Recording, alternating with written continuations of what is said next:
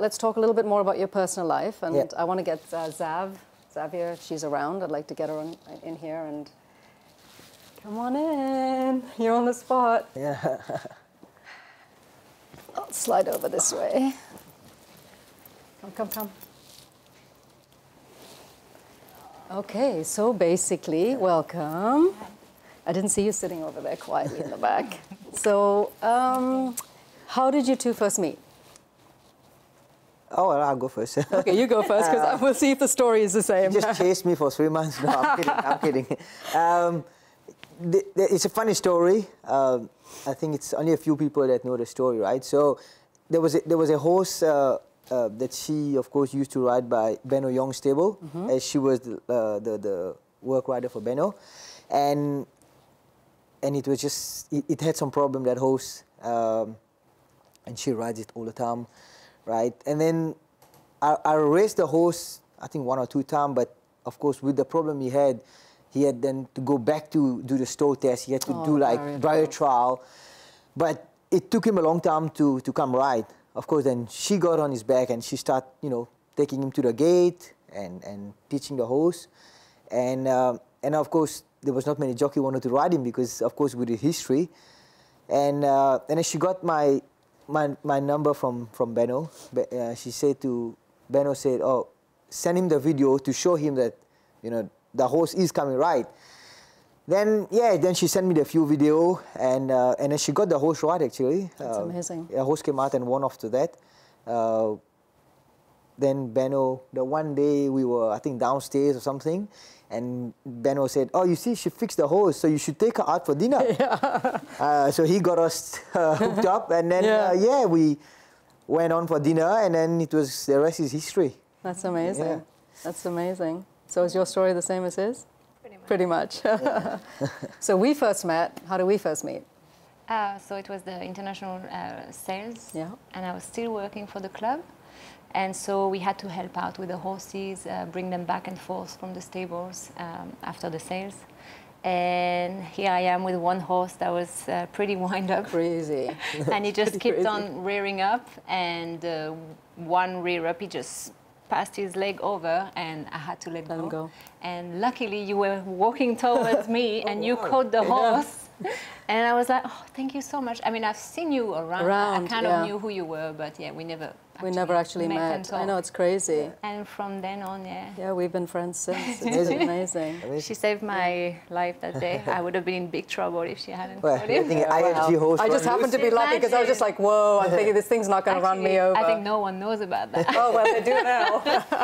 Well, at least the horse is okay. The horse is okay, and she was okay. So you guys met, started dating. Yeah. And we had one little issue where you guys had you were a counselor. I was a counselor for a little while because you almost lost your missus. She was, you guys had a bit of an argument. She came and stayed with me for a couple of days. Yeah, I went to hide at your place. She went to hide, and I think that moment you realized, because you kept calling me like, "Where's Zab, where's Zab?" I think in that moment you realized that, you know, this was the woman you wanted to be with, and I think, you know, I think in life we sometimes take our partners for granted, and we take people in our lives for granted, and then when we see an opportunity that we're losing them, or there's not an opportunity because it's not, but if we see a chance where, oh my God, we might be losing this person, I think it changes everything, and you guys have stuck it out and have been together and you know, have made it work. And you know, I know you've had your own struggles in your lives and you've had your challenges, but you know, you're here today. You have a beautiful, beautiful 16-month-old little girl. One baby girl. One baby girl. Baby doggies. Baby doggies over there, who are not in the picture at the moment, but we'll get some. We'll get. Oh, hello, Missy Moo. Hi, look at you, you little showboat. You come and see Mummy. Come. Oh, there's your baby. She's got her own social media, by the way. Imagine that. She has her own Instagram account. Her own Instagram, that's right. She's so famous in Penfold Park. Like, I bet. Like literally, it would be me and her walking. Nobody knows me, and then of course everybody knows her. So it's like Missy. That's amazing. Missy the Frenchie. I see you got let out by the lovely people of the Jockey Club. You can stay on me. That's okay. So yeah, so you know, I just wanted to touch on what it's been like for you as well. I know with Karis being sick and having those issues, I know he was saying that it was hard on you. It was harder on him than me. Of course, but I mean, you know, you were the support partner system, right? You had to hold it together while he was going through that, so that wasn't easy, I'm sure. It was just sad to see him like that because he's so active, he loves his sport so much, and then it was just so uncertain. You know, when you break your leg, you know, okay, I'll be off for 2 months because my leg needs, you know, to be fixed. And you have a time frame. Yeah, and you know what's going on, but we had no idea what was going on, really, exactly. They didn't know for sure. And it just went on for so long, and it was just, a bit scary, I think, for him especially. For him, No, definitely, like we mentioned earlier. It was just, I know we were in our own little bubble too, so we had to deal with what was going on. And of course, we had a little baby growing up. And then, you know, before my family got here, we did not have our families yet, you know. And so you don't have that external support system, right? You're doing it all alone. You don't. And, you know, you have friends in Hong Kong, of course, they give you advice and, you know, and wish you all the best and hope you recover. But it's still, nothing is as your family, you know. No, absolutely. You know, nobody knows what's going on in your home. Nobody knows how you know, you have to wake up with a heart rate of 190 and feeling a pain down your chest. Nobody feel that, you know. That and for you, I think she was there and knowing what was going on and seeing how. And can't help. She can't help. At first, I was telling him, "Oh, suck it up! Come on, you're just not fit. You're just tired. You're just stressed. Just don't write some. Nothing's wrong with it. Yoga. I can't stand still for like 2 minutes. Do yoga. And your daughter's like you too. I was feeling so bad afterwards when we found out he was actually really sick. I think she felt worse for telling me I should do yoga and try to be strong. Go out there and But you know what? Everything happened for a reason. You know, absolutely. We had like saying that I was sick. I was off for 3 months, but we literally have the best time with our daughter growing up because it was, you know, the perfect time when she needed more attention. Right. You know, I was there to help where I can when I was not in a bad mood. Yeah. Bonding. It was a really bonding. So it was literally like, you know, family time. Yeah, family time. You know, we traveled, then we went to Thailand. We had a beautiful trip. That's amazing. And, you know, things like this I will never forget, you know. No. Yeah. No. So there was some good that came out of it. So you know, you have to look at the positives and all of that as well. No, 100%. And also like nowadays I look at life different. Like we should not take something for granted. You know, that's because you never know like what will happen tomorrow, right? Absolutely. I am exactly the same as you. So you have to live each day to its fullest. You could wake up and something could literally be wrong with you. So you should enjoy every day and just be nice, you know, do what you love and enjoy life, you know. I think that's great advice. Yeah. Like, if there's anything else you want to share with us, with you, any challenges that you faced personally, or anything that you want to talk about or touch on, or you guys pretty much? No, I mean, you know, we've gone through, you know, our own challenge, and we've dealt with a lot. And COVID was tough. Obviously. COVID was tough. Yeah. Being locked up for 3 years, not having friends and family, and a family member passing on, not being able. My mom passed. I wasn't able to go for, you know, all these things that I'm sure everybody went through in 3 years. I mean, that was tough. Yeah. There was the good thing, and there was the not nice thing. But, you know, we were the only club. Hong Kong Jockey Club was the only club to be racing, and putting racing going on. You know, for so long, we did not have to stop racing, compared to other places around the world. And you know, we still earn. I was still able to feed my family. I was still able to look after my family in Mauritius. So, if we did not race, we would not be able to do these things. Yeah. So, you know, it was hard. We faced a lot of challenge, but you know, like I said, you know, you learn from it, you know, and you move forward, right? Yeah, and you take the good out of it too. Yeah, which is 100%. Basically what you guys did. 100%. That's fantastic. Yeah. That's amazing. I'm so glad I'm here, and I'm so happy to be talking to both of you. I've missed you both so much. Yeah, we miss you too. I want to thank, you know, obviously the Jockey Club and the staff and the Whirlpool for everybody for making this, you know, this opportunity happen for me as well. So, yeah, if you guys don't mind, we'd like to just have a little poke around and maybe talk a little bit about some of the winners and go through some of the trophies. And if Zavs, you've got any photos that you 100% that you have. No, it's true. Like what you just said now.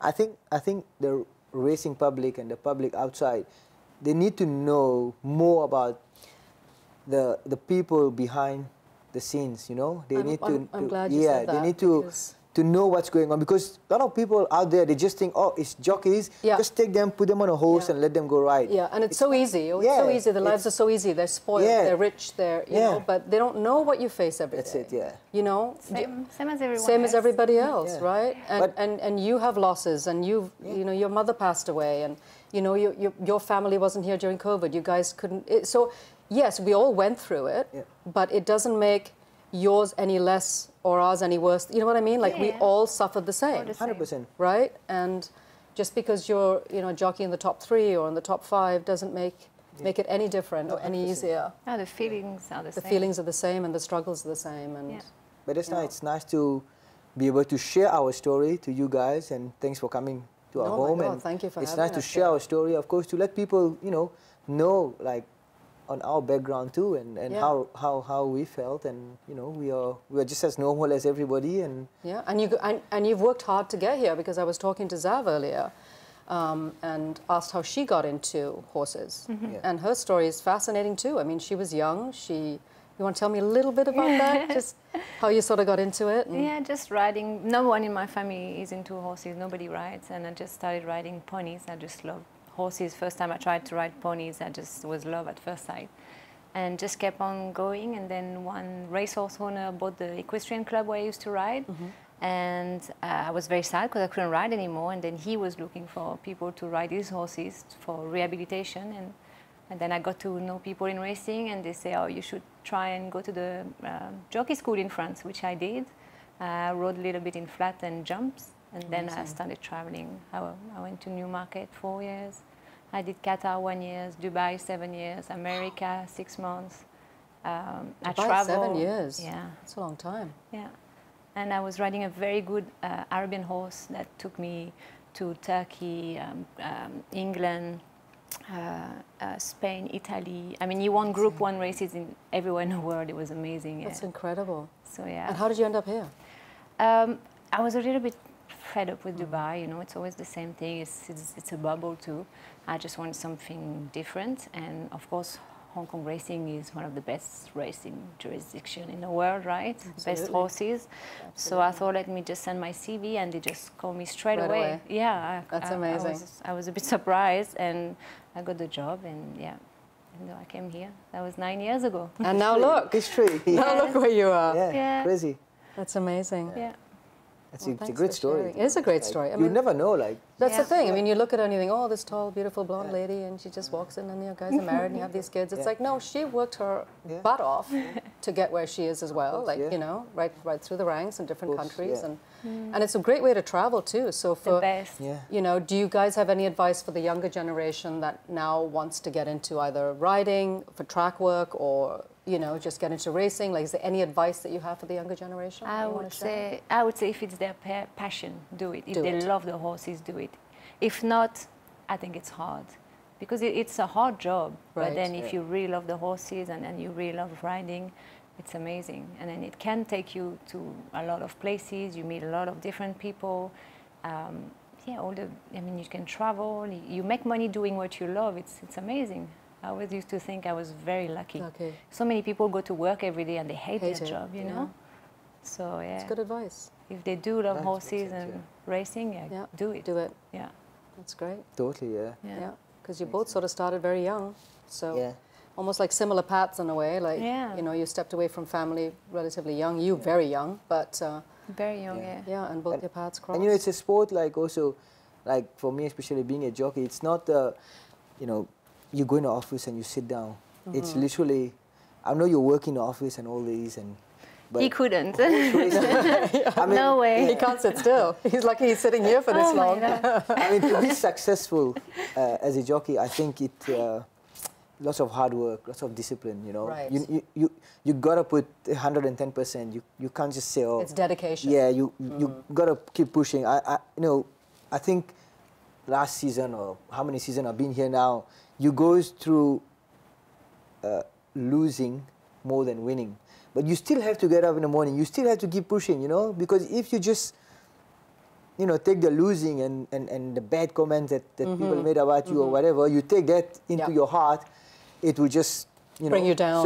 So you mentally and everything, you got to be different. You know, you got to be in certain level, especially when you're in Hong Kong. You know, in other places around the world where you can just chill, you can just, you know, take a break. You can't take a break in Hong Kong. No. You know, you can say you can go and sit down somewhere, take a week and come back. When you come back, there's nothing. Exactly. So it's a racing here in Hong Kong. This is why it's, you know, it's the best in the world, and not many people will be able to handle it. But you know. Yeah, and I think that's shown as well. I think, you know, you see some people that come and they stick because that's what they love to do. That's what they're passionate about. And that's what they really groomed themselves for, right? They were dedicated and they put in the time and they put in the hard work. And you have other people that come in 2, 3, 4, 5 years and they're like, yeah, I'm out. I'm done. I've you know, I've come, I've seen, I've conquered a little bit, now I'm leaving. Because it's not made some money and then I'm gone. And that's how a lot of people do it, because they're not used to that way, like you were saying, that structured way of life, and that working hard. And Hong Kong people are very hardworking. Very hardworking people. And I think the Jockey Club just reflects that. And the people who work for the Jockey Club, jockeys, trainers, they're very hardworking people too. The ones that stick are the ones that are the dedicated ones, really, because that's what it shows at the end of the day. Yeah, 100%. You know? And you know, if you will not put the work, you will not success, right? So you know at the back of your mind, you know, I'm not feeling it today. I'm not feeling that I should go for a walk or for a run. But those are the days that you must get up. Yourself. You know, like some of the days when, you know, I get up and I'm like, I've right track work. I'm tired. I don't feel like going for a run. I don't feel like going to the gym, going for cycling. But those are the days where if you can get up and do those things, then the result will come. And you feel so much better after you do it. You come back and you go, oh God, I'm glad I went. I'm in a better mood when I come back. He's in a good mood whenever he exercises. Whenever he doesn't, oh my God. Impossible, really? Yeah. I've a funny story, we have to mention it. We were literally so anyway, I planned it, you know, we were busy, but I want to go for a run or do something on that day, but I did not. And then we got home. Just we were busy day. ready to go to bed. It was about 8:30, 9 o'clock, ready to go to bed. And she's in bed, and I'm like, I still don't feel good. Like, I've missed out on something today. Got up, put my sneakers on, put my short on, go for a 2 laps around the race course, come back, had a shower, slept like a baby. Like, it's just, you know, like, when you put something in your head that it literally, it drives me mad if I don't do it. So, But for some people, it's like, you have to go work out. It's like something you have to do. He enjoys it. He's mad. It he really loves it. Better mood, get me going. Yeah, it gets your endorphins and gets your testosterone working through. And calms him down, stress, everything goes... That's amazing. Yeah. Well, that's great. Guys, thank you so much. Thank I you. really appreciate it and having us in your home. I know it's a bit invasive with the little one sleeping, and this one is just biting on my thumb. We're lucky she's sleeping. I know. Typical Frenchies, you know, they want to have to be in the spotlight, all the time. That's why they're here. Like, this is about her now. It's not about us. It's about Missy the Frenchie.